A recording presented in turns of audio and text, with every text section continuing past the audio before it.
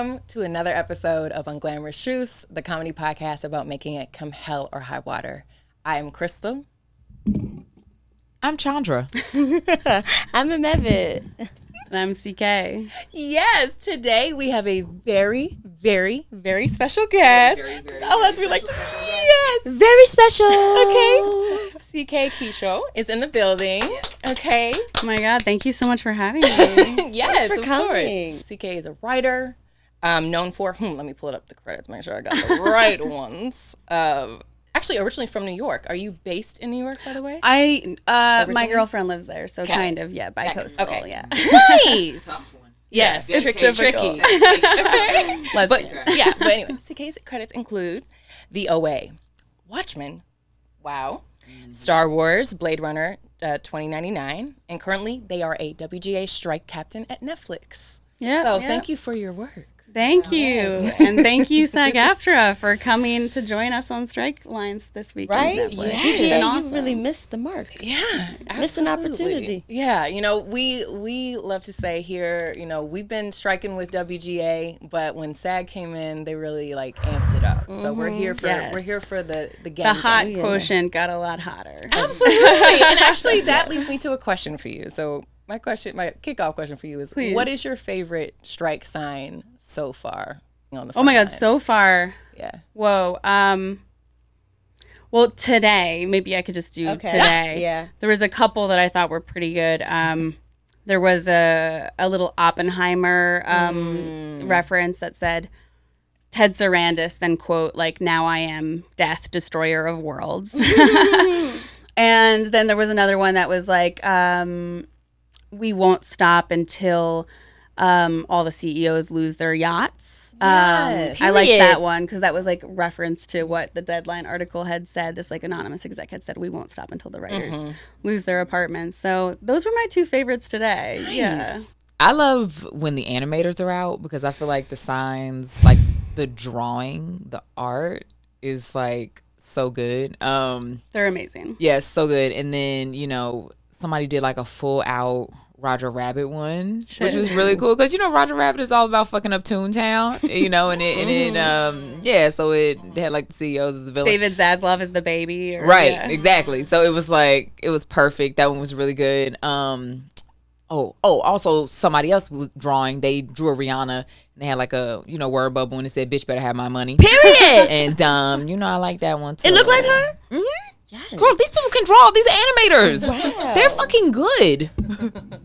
I mean, I love the witty ones, but sometimes I like a good classic fuck you type of sign. Oh. So the last strike, we were at the Bridgerton theme strike outside of Netflix.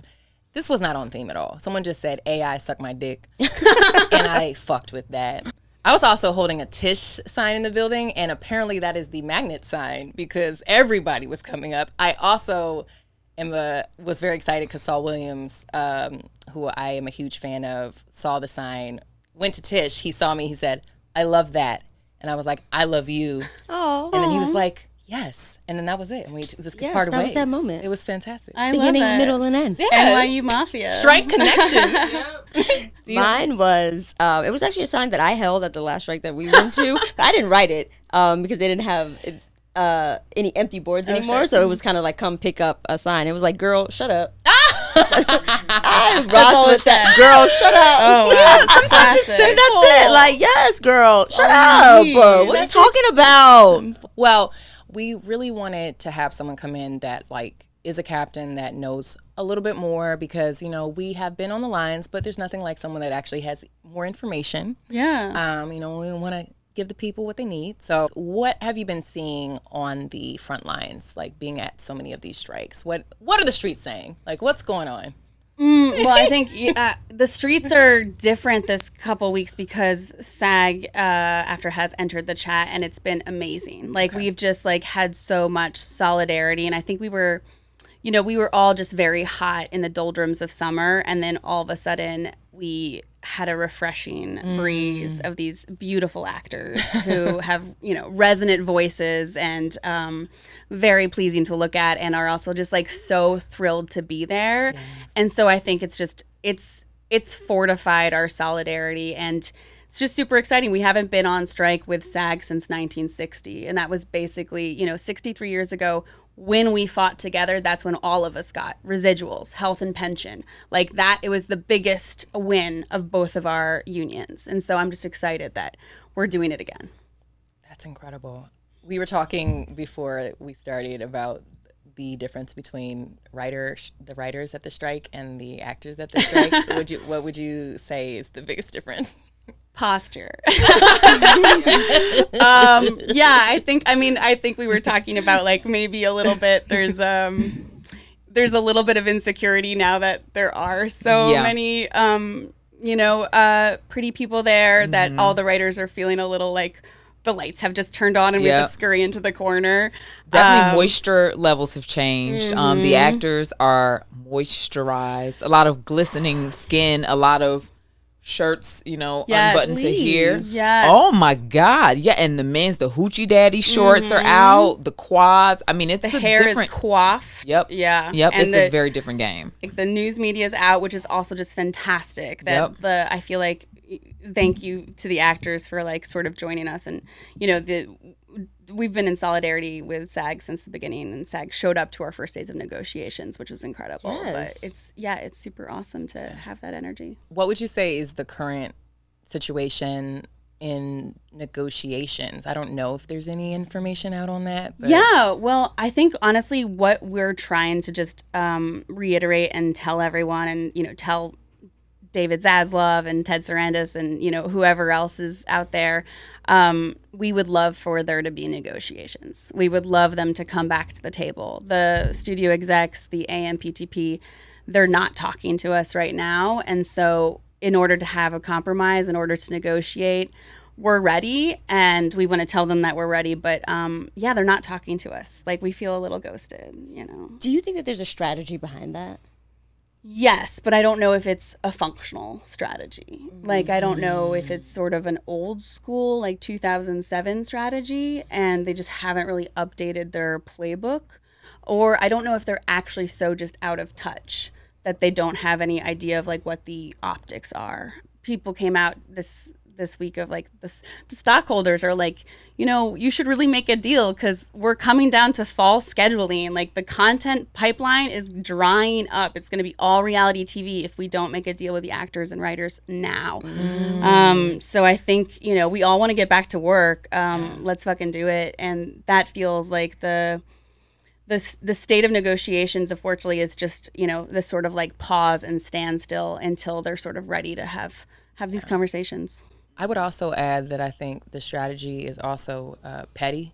And I think it's a petty strategy because the way that they're moving is so arrogant because the way they trimmed the trees outside of Universal Studios. Oh my God. It felt like Dr. Seuss. Like it was like the Lorax. Yeah. Right? So they literally sneakily trimmed the trees so that there's no shade anymore outside of Universal. Mind you, they broke their own city code because they didn't get it on the books from the city. So the city fined them, which is petty against petty, which I love. The city fined them because they did not register and ask like through protocol of like, hey, we're going to block off this street during this time and have a crew come and cut all these trees. So they actually got what's what at the end. And then they lied. Saying that they did. They said that, oh no, we had no idea that this was the same place that they come and pick it. This is a routine trimming that we do. And since we don't do it often, it's like annually, we have to do a big chop. Yeah. Just happens to be this very moment that we're picketing. Oh, but also the gardener said that type of plant is not supposed to be chopped that way. So this is just a bold-faced lie. Not the gardener. Everyone's coming out with the tea. Let me tell you, girl. And it's like 100 every day here. That's nasty business. Nasty. People's dogs are out there. I know y'all don't care about people, but I know you care about dogs. Damn. I know there's a little chihuahua that passed out today. They had to put him in a little ice bucket. It was very sad. Don't take your dogs out if it's 95 degrees. This is supervillain status. It is. Shame on y'all. When we don't eat, the dogs don't eat. Okay, period. Here's to things, the pressure succeeding. But in the meantime, what would you say is a way that, so currently WGA and SAG members, but also pre-members that aren't quite in the guilds yet, what's the most effective way to support the movement, especially if they're not in LA or New York?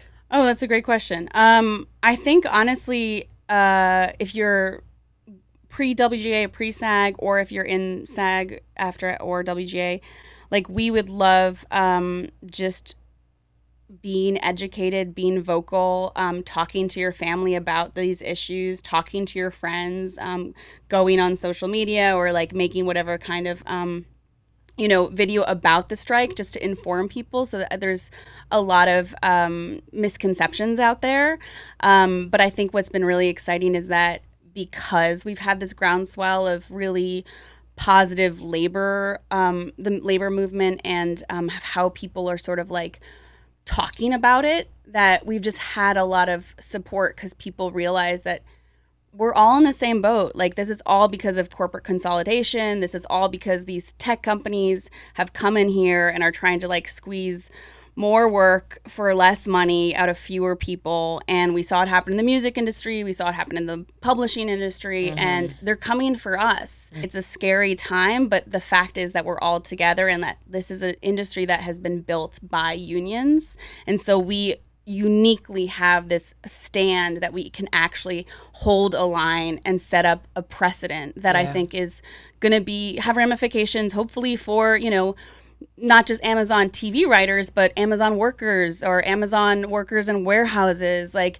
not just, Apple TV writers and Apple actors, but also like the people who are actually there every day in their, white collar offices, like workers, to like delivery drivers, to like people in factories and warehouses. So I think we're just all sort of in the same capitalist hellhole, and we realize that we only have each other. Find your own support network, find your people, tell people to support us. And otherwise, like we're not calling for any boycotts of, streamers right now. Like if that changes, we'll let you know. But right now it's like, go see, Barbie Oppenheimer. That just proves to them of like how much our value is and how important we are, and how like you need to have creative artists who have a vision. If you want to see success happen, those are the things that have been really successful in the last couple of years, have been like personal, unique, creative visions, that are not just corporate cutouts or, David Zaslav's favorite movie, The Flash. Okay. But why aren't we calling for a boycott of the streamers? Because the boycott for the streamers is ultimately going to hurt us. If once we get back to the negotiation table, that could develop into a tactic. But right now, we're just trying to figure out how to have a middle class existence and not be in this gig economy, and actually, with inflation rising the way it is, like having our wages and residuals going up to that, and sharing in the success that all these guys are saying to their stock, holders, that they're going to be successful and hugely profitable in 2024 and 2025. We want to be partners. These are people that we will eventually have to work with again. And so it's about how do we all have a sustainable economy, a creative economy, and how do we all get a little piece of the pie? Because that used to be what Hollywood was. And these people just need to be reminded, these CEOs who are from they don't understand film, they don't understand television. But we're hoping that changes. And then, I like that you said, we're really just trying to have like a middle class existence. Because I think one of the huge misconceptions is that this is a bunch of rich people, that we're all on strike for Margot Robbie, or we're striking for Spielberg. Well, he didn't different, but we're not, No. we're not. And so are there, I would love it if we could clear up some other misconceptions for people. Like if you could, speak to what we're asking for, like the big things, the bullet points, just so that there's clarity. Because I see in the comments just like, oh, why are these rich people whining? And it's like, guys, we're not fucking rich. We have one mic. We're sharing a microphone right now, bro. Rapping. We're not rich. They couldn't even hear you, Crystal, because I have to turn this the other way. Now go. Trapping. See? Come on. I think that's a common misconception. I would say that I even had that misconception before I wrote for television. I sort of thought like, well, once you have a TV job, you make it big. Like you're kind of set. And that is, as with so many other fields, no longer the case. You are not, it's going to be hard for you to be a musician and make money, the same way that it's hard for you to be a TV writer and make money. And part of that is because these companies, especially something like Netflix, sort of came in there and had this sort of tech bro approach. And they were basically like, how can we cut all the costs? How can we strip it all down?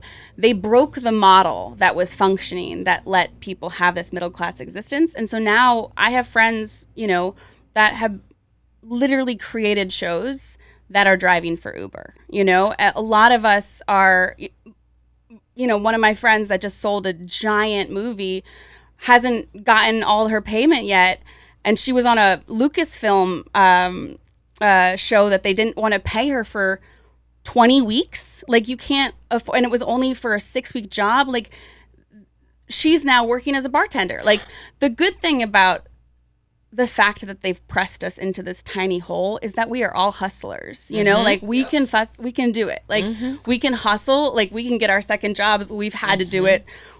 The millennials of us know how to do it very well. I think that's where we're at. And I think in terms of like what we're asking for is, basically I would say fair wages, higher residuals that are also success-based, so that if there is a giant show that has 120 million views, that you still aren't getting paid, $1,000 total for that year, which you can be doing right now. Yes. And that's partly just because we put these rules in place in 2007, and we didn't have the internet back then, and we luckily struck and got internet protections, but we didn't know what it was yet, and neither did the companies. And that speaks to I don't know if y'all have all seen the thing about Kamiko Glenn posting her residuals from Orange is the New Black, and like her residuals it was like $27 for an entire year for a show that made that company. Like, that Orange is the New Black launched Netflix. Yeah. And she is not getting paid. Yeah. And it's nuts. And I mean, I am friends with so many actors, and I think actors have it worse because it is just so tenuous, and it's so exploitative that it's like you'll get paid for one day rate. And that's what they're trying to do with comedy writers. They're literally trying to make comedy writers so that you only get paid for a day rate. Remember that all actors, you have to have $26,000 a year of earnings to make your health insurance. 84% of actors do not make that much money a year. Yeah. For WJ, it's about 54 or 60,000. So that's our medium, like, average pay. So there are, the Shonda Rhimes and Ryan Murphys of the world, but most of us are making $30,000 a year or having a second job. Yeah, and AI is I did not qualify for my WGA health insurance this year. So there's that. And I got 2 kids. Yeah. And it really is just like stripping away the incentive for any young people that want to come into this industry. It was like, for what? Like, the chances of becoming a Shonda Rhimes is even more slim, because how are you going to tread the waters to even get to that level?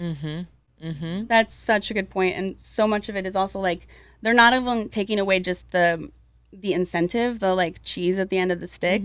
They're also taking away the way that you got there and the training that you received, so that like they're trying to make so few writers have jobs for so little time that no one's having the experience that Shonda would have, where you're like on multiple network shows, that you're seeing how it's made, that you're helping your showrunner, that you're writing on set, all very valuable jobs that have always been necessary. There's no longer that ladder, that they're sort of trying to take that away. And one thing that they always tell like artists on the come up is like, when you do finally get a job and you get that big check is not for that job.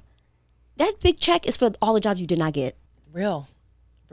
Yeah, it's, we need sustainability. You have to get so many no's before you get that one yes. You have to make that yes worth it. And we all need training, right? Like, I think a lot of you guys went to a great school. Like, I feel like so much of our ways that you become an actor and a writer, like, you are working for very little money. You're often like going to school and have a lot of student loans. Like, there's a lot of unseen costs, upfront costs that are going finite. Into this. Like this is it, and then when it comes to your salary, it's and people are always like, oh, like I can just be in a room for a week and I'll make that money, and you're like, but this actually came with so much more that if you counted all those hours, it would be and also the difficulty of getting into a room. Like who's in 4 rooms in a year, like. So very few people. So you need to be able to really make a substantial amount of money in that one room that you're in, if you're in a room, right? Because you probably won't be in a room next year. So it's like you need to be able to eat. But it used to be 21 weeks that you would have a room, and then it used to be before that in the 80s and 90s 42 weeks. So it would be the whole job. year. That's a career. Yeah, a career, exactly. Yes. We're trying to ensure for the future that this is still a viable career. And right now, that's what they're trying to change, and not a side hustle. And the that just connects to our our last sort of demand, which is we want controls over AI. Like I think everyone in this country and the world can see the writing on the wall that if people can get rid of humans doing jobs and replace them with robots, they will, and they won't know what the consequences of that are until years down the line. So we want there to be controls and to sort of make sure that TV and film is still written for humans by humans. For sure. Look, I'm leaning a little into conspiracy theory.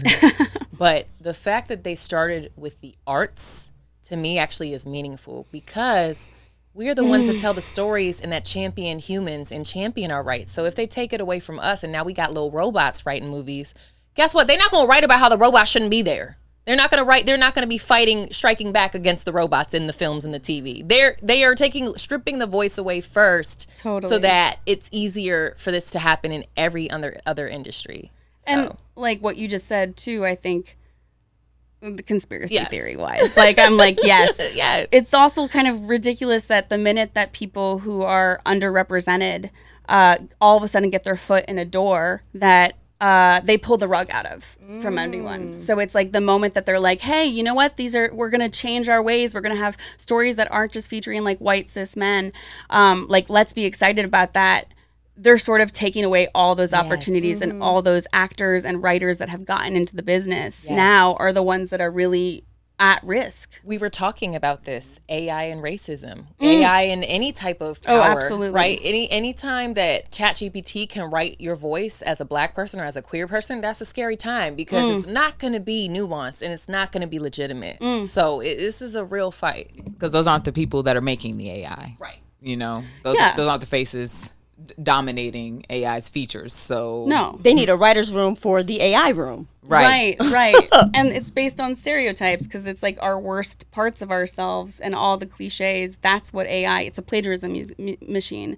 So that's what it's accumulating. So it just furthers and entrenches those stereotypes. And if you put in like a scene between a wife and a husband, like the husband's always like grumpy and sad and the wife's always like doesn't really have any agency, but just is like, oh honey, is it okay? Can I get you a sandwich? Like it doesn't even know what it's doing because it's just following our worst impulses. And the more that it exists, the more it will eat itself. It will only then be able to feed itself into the machine. Oh, it's like eating a fucked up culture sandwich. Like AI is just ingesting nastiness. And also hearing you talk about like how they are stonewalling us and like ghosting us makes me think, like my theory, that they're probably not going to come back to the table until January because holidays are already quiet. So by November, people are like tapping out. August, people are tapped out. People are on vacation. So we really have September and October to really do something meaningful. Yeah. And then why do something meaningful when you're about to go on holiday? We have no answers for this. So it's all speculation. I mean, I do think that you're right that Hollywood just doesn't do any work anyway in the summer. So probably after Labor Day is when the first anything will happen, if anything does happen at all. And they made that sort of anonymous quote that said, we're going to be waiting till October. That's when I think earnings reports are also due. So it's also about the timing of those reports and what they're, what consumers can also do is just call on the public, call on the stockholders to like get the AMPTP back to the table, call on our politicians. Like they're losing $30 million a day in their profits, and the economy is going to, last strike lost $2 billion. That's urgent. Like, let's get back to pay us. It would literally only cost each of them about $30 million a year on average. And the same, that's like 2 episodes of television, maybe 3. Yeah. Like, that's not about the money. Yeah. And it's unfortunate too, because, like you said before, like we're in a time where, new voices are just being heard, but also new cities are starting to get into the game, right? Like I'm from Chicago. We have a little, budding film and television community. Atlanta, New Orleans, like you have all these places that are kind of just getting their foot in the door and are being able to stimulate their economy with, Hollywood dollars. And so now they can't do shit either, so it's very unfortunate. Absolutely. And I think the crews are really hurting, and they're, they experience the same things that we experience of how working conditions in those other cities, they pay them less than LA. They have to do longer hours. Like there's an inequity right now in this business. And I think hopefully that's also part of the reason I think that they're not going to make a deal with us, or they're trying not to make a deal with us, is that they know if they pay us more, they're going to have to pay IATSE more. They're going to have to pay the Teamsters more. They're going to have to actually, pay up, which is a very small amount again. But it's hurting all these local economies, as you said, and those need this kind of like film industry right now. Yeah, the one thing that is giving me some hope right now is starting to see all the movies get pushed back, because they want the cast to go out and be able to promote that stuff. And I'm like, I just hope that pressure and that stress is just turning the stomachs at home, just like, we need the stars out. I hope it's pushing. It's dumb. It's like a dumb strategy. Like we just saw how much money Barbie and Oppenheimer made. Like pushing back Dune is not going to be a good thing. My brother is livid. He does not work in this industry. Last night I was talking on the phone with him, and he was, scrolling. He's like, what the fuck? They're pushing back Dune? And I was like, yeah, bro. And he was like, why would they do that? And I told him, I said, because the stars can't come out. They're upset. They want their full push. And he was like, they need to make this deal. Who do we need to get on the phone with? Who? Yeah. Right. Just bounce back. The theaters. And that, I feel like that's when the consumers will start to really get it too. Because it starts with us, the professionals that are in the business, understanding how we're hurting. But this is hurting consumers. Like consumers are going to start to miss out on art that gets them through their life, and movies and films and shows that like are a ritual for them, that help them through their days. Like, like this is what we do adds so much value, and consumers know that, but I don't think they understand the impact quite yet. So I would love, anyone who wants to help, raise your voice, be vocal, and be clear about how this is impacting consumers as well. We already know that there's no version of Hollywood without us, but is there a version of Hollywood without them? I think so. I think that they don't know that yet, but the history of Hollywood shows that from, Charlie Chaplin taking back the means of the production with Mary Pickford in the 30s, to, what they were doing in the 70s. You can make stuff independently without this studio money. You can use foreign financing at this moment. Like, there are ways to actually do this. There are, like, that movie that I can't remember the name, The Sound of Freedom. Like, that's all crowdfunded, and, like, the investors get money. I mean, not all of these models are going to be appropriate for every project, but we make the art. Like, the workers, all of us are the ones that make their incredibly exorbitant salaries and incredibly profitable companies possible. The crews and the actors and the directors, y'all were the ones that were there during COVID, and y'all were the ones that were like, we're gonna risk our lives, go to set, make this art because you needed it. And I think that's why we're seeing the consumer and the viewers on our side, because they get it. They know that actually if they side with the Ebenezer Scrooges, the quality of movies are going to go down, and it's going to ultimately affect them. Definitely. Well, This was very helpful. Thank you so much. Thanks so much for having me. Of course. Yes. I do want to shout out a real one, the one and only Fran Drescher, SAG president, who has been worth her weight in gold out here speaking for the people. I think she's truly a gem. I mean, I didn't know she was such a bad woman. Okay, but she is. Yes, I have a crush on her. Yes. And The Nanny is the thing that first taught me the meaning of what a picket line was. Oh yes, because there's that episode. Yeah, and I remember as a kid being like, what is a picket line? Because, Fran is from a blue-collar union family, and she put that in that episode because she's always been about this kind of labor. And one of my favorite movies as a kid was like, what was it called? Like The Beautician and the Beast. It was horrible, but it was about her coming to like this Ukrainian type country and organizing workers there. Like she becomes this sort of like, this. Yeah,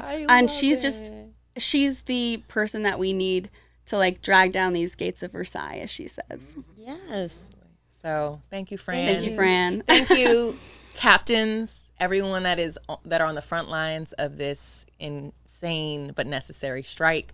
And that will wrap up We Strikin'. So that being said, come to the picket lines. Come to the picket lines. Yeah, it's a party. Pull up. Yeah. Bring your friends. Yeah. But not your dogs. Don't bring not when it's hot. Bring your friends, but don't bring your dogs when it's hot, please. All right. Well, that wraps up today's episode of Unglamorous Truths. Thanks for hanging out with us. My name is Crystal. You can find me at @_Chris. I'm Chandra. You can find me at Chani. I'm Meb. You can find me at Amebitbna.